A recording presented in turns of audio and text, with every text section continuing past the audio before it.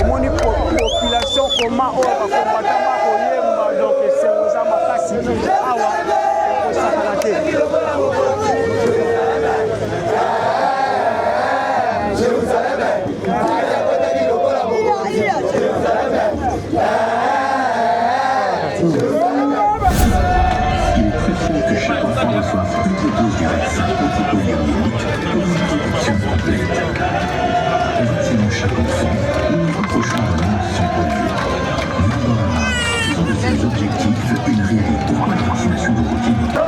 Voilà donc le ministre a commis déjà bomoni esengo oza la commune na biso nzili donc spikara bino ke nzili eza papa eza mama donc le o commune nzili batu bakanisi yango donc toza na esengo mingi ya komona bandeko ndenge pai wapi wa ambiance eza ko se dérouler donc le ministre ye wana auti kokoma déjà awana sino congolaise o to bengi yango hôpital ya ba chinois donc o bomoni population wana to sepeni makati nga mama na bino ndena zako na uta kienge mwana koko na ngana yana e papa kufa mama kufa église sungati ngai bakeli na kaitami banda na futa kaitami ya mwa balingi ko libérenga te tikala 250 et 280 na zonyo kama na mwana ko lieza te to sangi pe moyen de transport lelo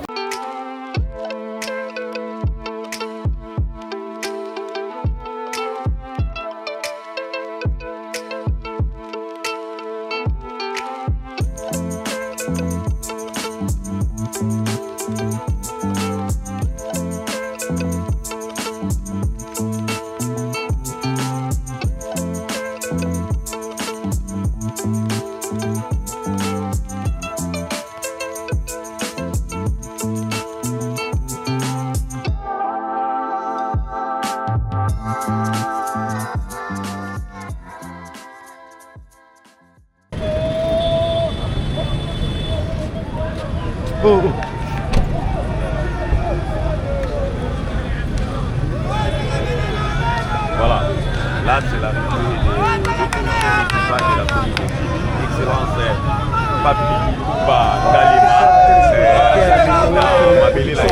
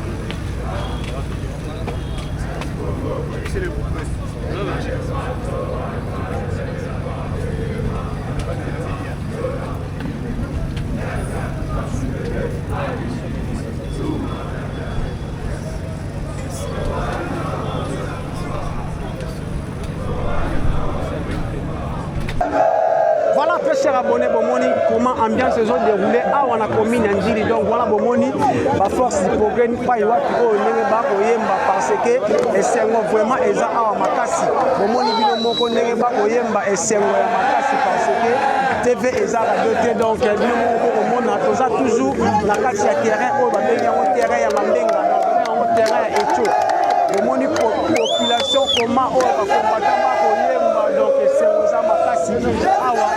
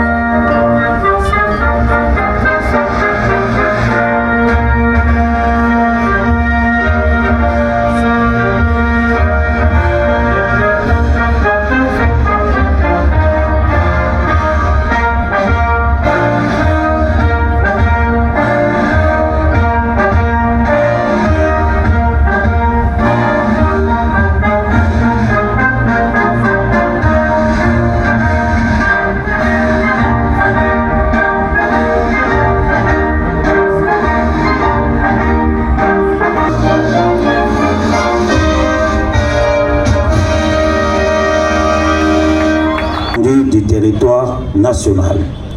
Je ne peux que clore mes propos en rendant un hommage vibrant à son Excellence Félix Antoine Tshisekedi Tshilombo, président de la République, chef de l'État, pour son engagement à veiller sur le mieux-être des Congolaises et Congolais sur le plan sanitaire, en améliorant au jour le jour les nouvelles structures sanitaires pour la couverture de la santé universelle.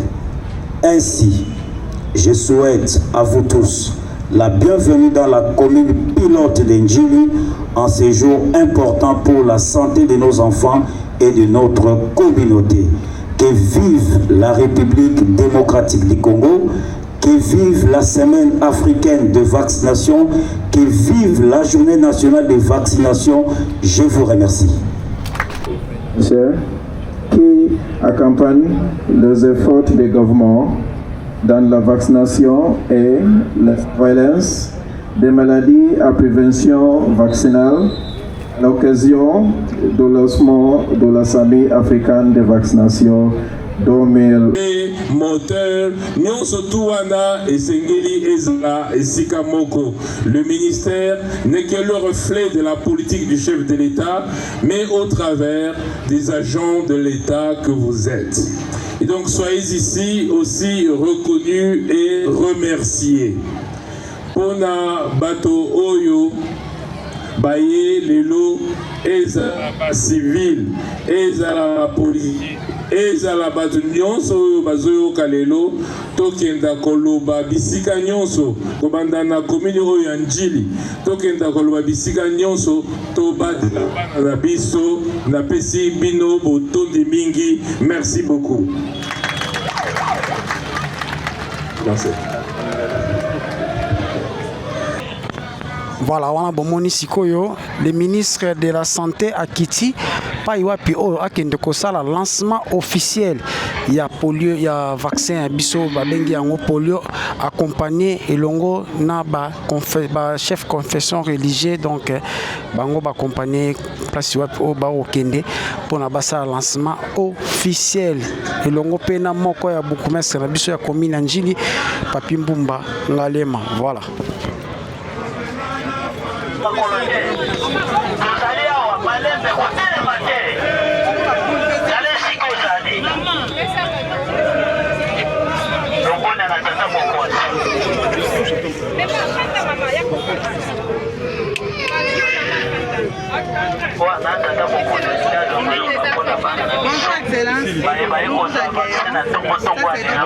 Site de vaccination. Premièrement, avant d'arriver à l'antigène, nous avons quelques outils qu'on utilise pendant la campagne. Comme celle-ci, c'est la fiche de l'identification des malades. Tellement nous avons pratiqué. Peut-être que nous ne le souhaite pas, mais ça peut arriver. C'est comme ça que nous avons la fiche d'identification. Ça, c'est la carte de récupération des enfants. Ce sont les méthodes communautaires qui utilisent, ils partent dans le ménage, ils sensibilisent pour la boxe et puis ils orientent les gardiens de l'enfant vers le site de vaccination, au centre de santé le plus proche de la maison. Ça, c'est un peu notre guide. Et puis ça, c'est la carte. Les enfants, notre cible, de 6 à 14 ans, pour on va leur donner la carte. Mais les enfants qui vont que prendre notre antigène VPO et LVPO2 ne vont pas la carte. Il n'y aura que pour ceux qui vont prendre l'antigène. Juste, nous avons notre encre dédiée pour le LVPO. Nous allons mettre le dé oculaire, gauche et droite. C'est-à-dire à peu près une semaine. Jusqu'à ce que à la fin de notre vaccination, ça sera déjà. C'est comme ça que nous récupérons les gens. Les enfants, ça c'est notre fiche de piquage. Les fiches de piquage est intégrées des antigènes qui sont le même fiche de piquage. Et par rapport aux tranches d'âge, c'est déjà bien séparé. Il y a des tranches d'âge qui sont bien indiquées. Et puis ça c'est notre kit de MAPI. En cas de MAPI, mais nous ici nous allons pour le MAPI des jeunes. MAPI grave, nous orientons vers notre HCI.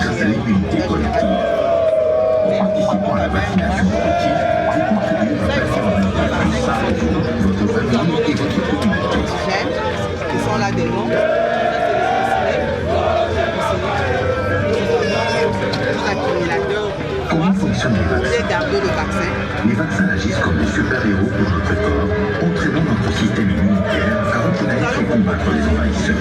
Lorsque vous recevrez un vaccin, votre corps apprend à se défendre contre des maladies spécifiques. La vaccination avec ses rappels assure une protection continue tout au long de la vie. En comprenant et en participant à la vaccination, nous protégeons non seulement notre santé, mais aussi celle de notre communauté.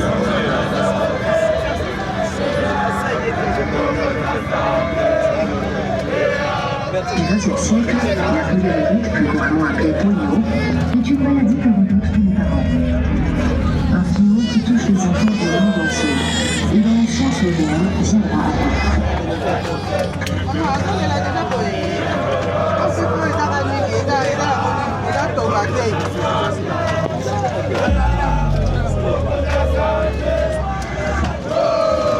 La polio, autrefois une maladie dévastatrice, est en voie d'éradication grâce aux efforts mondiaux de vaccination. La polio peut provoquer une paralysie irréversible. Heureusement, il existe un vaccin sûr et efficace pour prévenir cette maladie. Il est crucial que chaque enfant reçoive toutes les doses du vaccin anti-poliomyélite pour une protection complète. En vaccinant chaque enfant, nous nous rapprochons d'un monde sans polio. Faisons de ces objectifs une réalité. Pourquoi la vaccination de routine est essentielle? La vaccination de routine est une grille essentielle pour protéger la communauté contre les maladies infectieuses. Mais pourquoi est-elle si importante? Les vaccins évitent l'avenir des maladies graves comme la rougeole, la polio et la sauplouche. Ils créent une barrière protectrice qui empêche les maladies de se propager. Lorsque suffisamment de personnes sont vaccinées, même ceux qui ne peuvent pas l'être sont protégés grâce à l'immunité collective. En participant à la vaccination de routine, vous contribuez à bâtir un avenir plus sain pour vous, votre famille et votre communauté.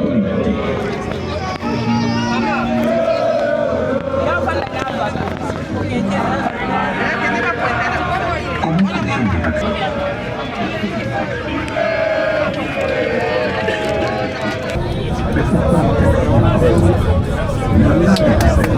Ok, tatabuka sana mzoto asilisi kusela bongo biso ba etoti isa sikoyo tokomeka mpe kokontinue na biso milulu na biso donc toza toujours na voilà on a bomoni ministre provincial ya santé nde azosala lisusu symbole ya kopesa bana poliomyélite oyo vaccin na biso donc tomoni wana mpe bokomesa ya commune ya Njili ye mpe aza na nsima mpo asala lancement donc toza awa na commune ya Njili voilà. Voilà, wana bomoni ministre asilisi bomoni papa iwapi oyo population ekosepela déjà ambiance na yango vraiment donc sili awa toza awa toujours na kati ya terrain na biso ya Njili voilà.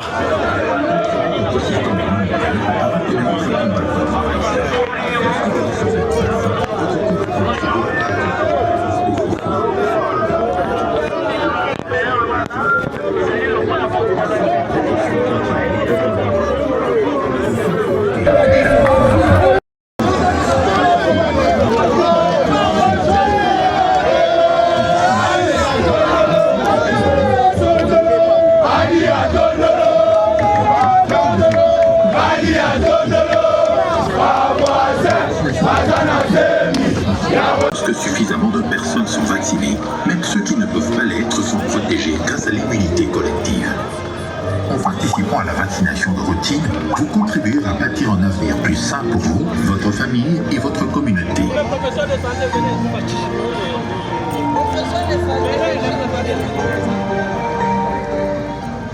Comment fonctionnent les vaccins?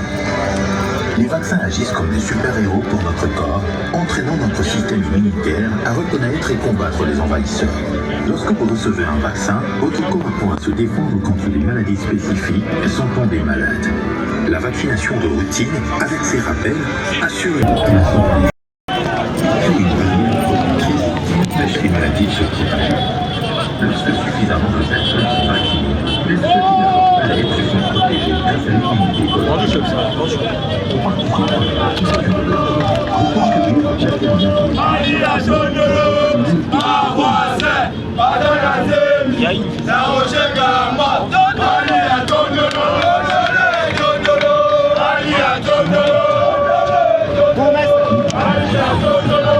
tokomi siko na hôpital ya bachinois pa bomoni ba chinois ba causer le numéro 1 ya santé donc les ministres de la santé akoya awa pona toujours na lancement na biso ya osala ya polio donc toza toujours na kati ya commune ya Anjili elongo na ba docteur na biso donc sino congolaise bazo ya les ministres ndenge wapi akokota awa donc bomoni TV za radio te voilà.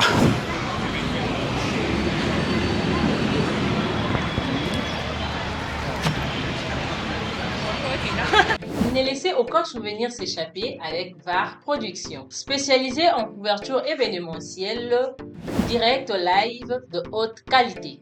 Deuil, mariage, collation, conférence, shooting photo pro et création graphique. Logo, affiches, spots. Retrouvez-nous au BV Center, Rond-Point Victoire, vers Kassavou. Contactez-nous au +44 75 77 63 0 306. VAR Congo, la qualité pro au meilleur prix. Voilà bomoni ndenge tolongwe siko terrain mambenga toye awa tozana kati ya hôpital ya sino congolaise. Donc binomo bomoni parce que ba ndeko na biso ya ba minganga ba chinois ba pai wapi oyo baye bazozela bayamba moko ya ba ministre par rapport ya lancement officiel o bako sala awa ya polio donc njili toujours likolo njili toujours liboso njili toujours eko kendaka kaka donc cette fois-ci ba konzia mboka ba penser mingi pe na commune na biso ya njili commune auto tout akatolo tolobaka ke njili eza papa eza mama donc pai wapi oyo ba poni moko ya ba commune na biso pona ko sa lancement officiel donc ya poliomyélite ndenge bomoni wana donc toko zela ba konzi ba ko ya donc bomoni ke bambi modogo toujours présent to la sabino nyonso to ratare loko te puisque to mi bengaka ballon du terrain pamba te to bengaka ballon du terrain po to yebi. Voilà donc le ministre a commis déjà bomoni esengo eza la commune na biso Njili to speaker bino ke Njili eza papa eza mama donc le o commune Njili batu bakanisi yango donc toza na esengo mingi ya komona bandeko nenge pai wapi o ambiance eza ko se dérouler donc le ministre ye wana auti kokoma déjà awana sino congolaise o to bengi yango hôpital ya ba chinois donc o bomoni population wana moko ya ba combattant moko ya ba combattant ya IDPS ba ye ko yamba ministre donc na esengo bomo na bino moko donc vraiment sentiment ya makasi donc voilà omoni ndenge wapi ndeko bazeli bakozela donc ndenge nini bakoyamba le ministre donc na esengo nyonso commune ya Njili lelo eza na esengo ya makasi donc eza penza na esengo ya makasi pai wapi ndenge nini baye bakoyamba le numéro 1 ya santé ya ville ya Congo mobimba dans la ministre na biso ya santé donc voilà tomoni bino moko ndenge wapi baye bandeko baye koyamba ministre na biso na esengo nyonso na esengo nyonso donc toza awa TV za radio te na speaker bino ke bambi modogo toza l'homme du terrain soki tokoloba ke toza biso na bango eza différence mai na mafuta donc bomoni bino moko pai wapi oyo bandeko bako population kozala ministre koyamba ye voilà wana ye moko ministre akiti akokosa sikoyo bote konzi oyo ya hôpital ya ba chinois voilà.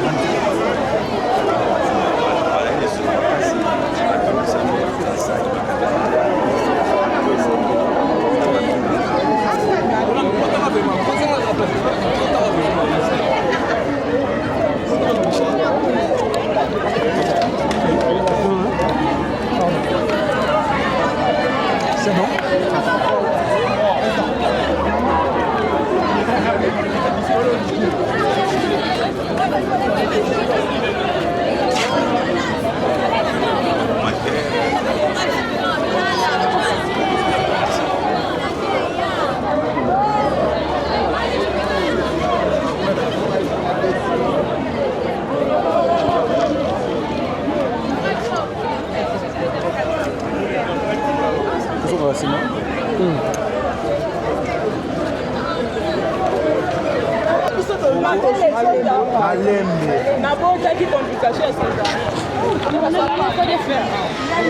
Donc voilà, on a bomoni pai wapi ba maman ba ko se plaindre déjà devant ba autorité ya santé donc bakolela et pas na bango parce que balobi awa ba umeli ba msu ba l'action na bozo moneza ba farti o ba mama bakolakisa baponi babota ba opélé bozo kendete maintenant des cas comme ça comment nous on va finir?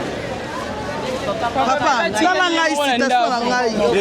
papa, citation na ngai ezali mwana akweyaka azwaka shoki na kingo na lokolone na lokolo na loboko sikoyo na minute oyo facture ebimi papa wana bomoni pai wat bomoni bino moko ba facture ebimi ba facture ebimi batu ba umela awa nanu bafuta facture ya kokota te mais bomoni bino moko ndenge nini ba mama bakolela balakisi ba facture na bango misusu balobi ke bakata lokolo misusu balobi lobi voilà donc bomoni bino moko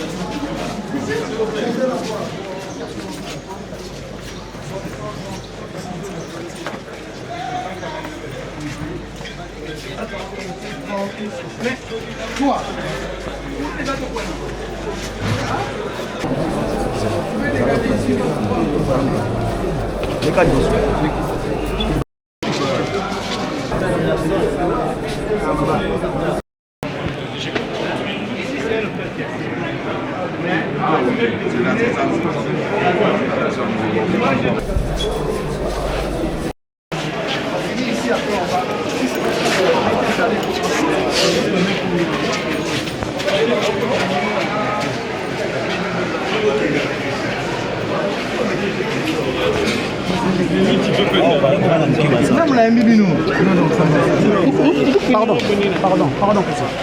L'eau.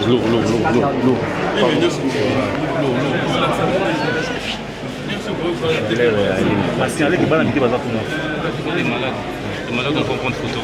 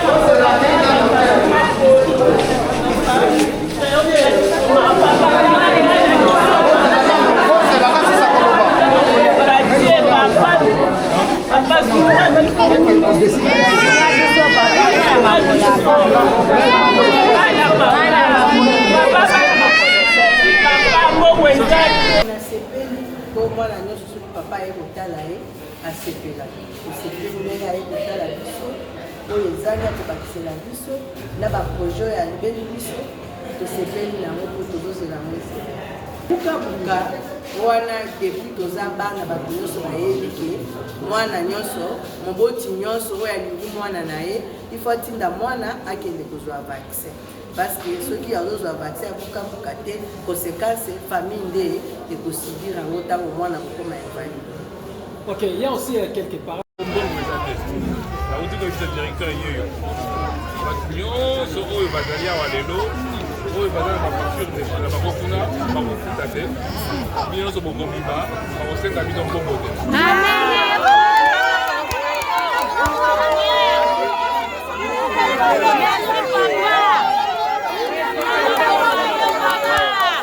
nange ebimaki 2 millions 100 si 2 millions 100 wana napesaki 1 millions 475 000 oyo ezangaki nazalaki nango te nasepeli makasi nde namoni papa aye kolongola biso na pasi oyo Ministre de la Santé, Roger Kamba. Dans ce pays, n'a pas ministre de la Santé, Roger Kamba, a eu l'initiative de Zamba Pambola, Ezaki a posé ma carte nae. Abaki, c'est là, il y a Mingi, Abaki, est-ce qu'on a besoin d'une Moïse a ekobimisa bana Israel papa. Tosepeli makasi nga mama na bino nde naza boye nauta kende. Mwana koko na nga na ya na ye papa kufa mama kufa. Eglise esungaki ngai batieli nga 400,000. Banda nafuta 400,000 yango balingi kolibere nga te tikala 280,000. Nazonyokama na mwana kolia eza te. Tosangi mpe moyen de transport. Lelo papa mokonzi ya santé ayebisi bino bobima esengo na eza nini? Esengo makasi na Nzamba Pambola ya bakisa ya bambune ebele.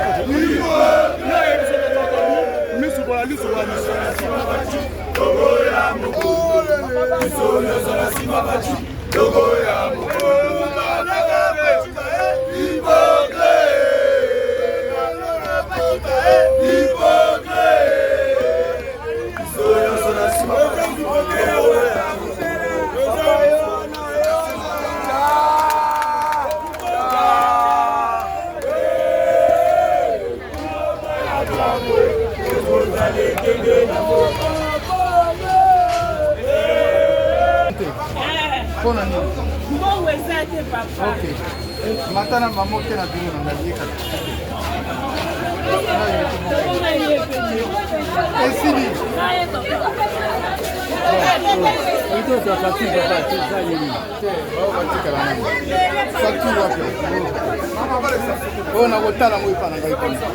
Baparents na bakutaka na ba vaccin bango basefiaka na ba rumeur.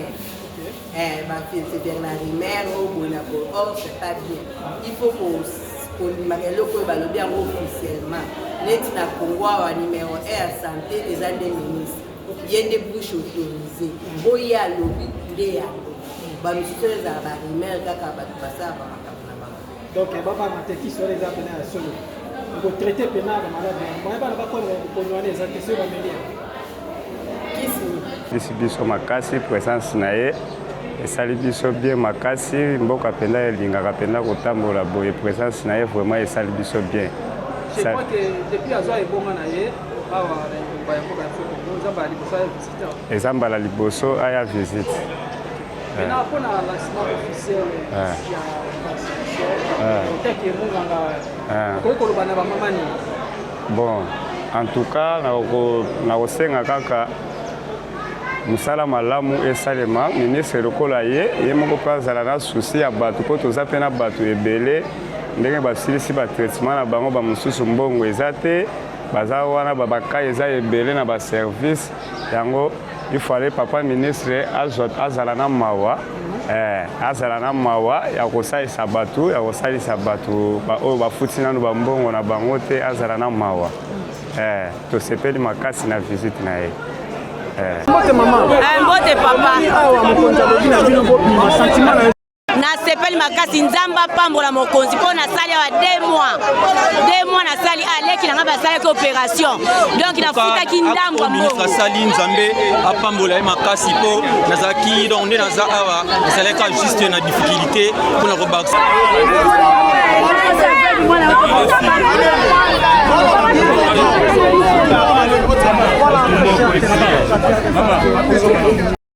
donc wana bomoni ministre azwi temps ya koyoka population na ye oyo bakolela ke bazana ba farti ya likolo donc papa mokonzi ya santé ameka mpe kotala bakana bango wana bomoni ministre telemi akoyoka bango donc esengo yango ya papa donc aye lelo ko visiter hôpital na bango awa ndenge pe moni ministre ko sala action o voilà donc